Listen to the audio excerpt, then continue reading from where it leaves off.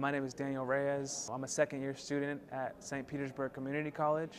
I'm in the digital arts program, but more specifically the video production aspect of it.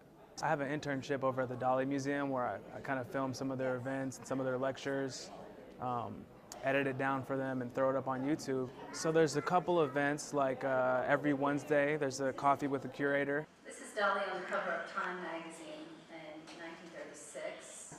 Is where one of their staff come and give a lecture about a specific topic about Dali. Popular at this point. They've done one was Dada and Surrealism. Are you accustomed to appearing before audiences? Yes. And what I kind of do is, for Coffee with the Curator, I film those and put them up on YouTube, edit them down and put them up on YouTube. Hopefully it'll give them a little bit of exposure. It'll not only will it document what they're doing here, but it'll show people what's going on. If they can look it up on YouTube and see what's going on, so that hopefully they'll come to the next one.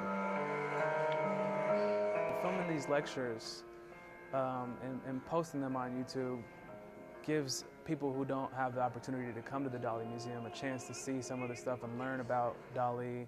Anyone across the world can now look at the YouTube Dali page, become a fan of Dali on Facebook, and gain access to all this information that's being lectured to the Dali members. So that's a pretty cool thing. And red is a major symbol in Dali's career. I've sort of learned a little bit about Dali's personality, and he's been a fun person to watch, and even some of the clips that they have of Dali, he's a funny guy.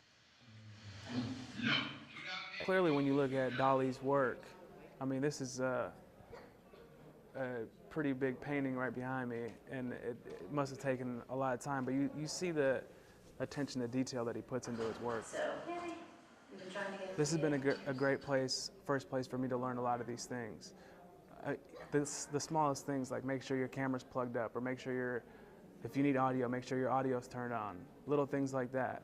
Once you make those mistakes, you won't, I mean, you could make them again, but likely you won't make the same mistake twice. So you're kind of learning this, and this has been a great place for me to learn just those little things. Yeah, I definitely appreciate both the Dali Museum and St. Petersburg College, because this has just been an extraordinary opportunity for me. It's definitely prepped me to take on professional jobs, which is key, and that's what I'm going to school for. So that's the end game here. So I want to be able to do work in this industry, and this has helped me, allow me to do that.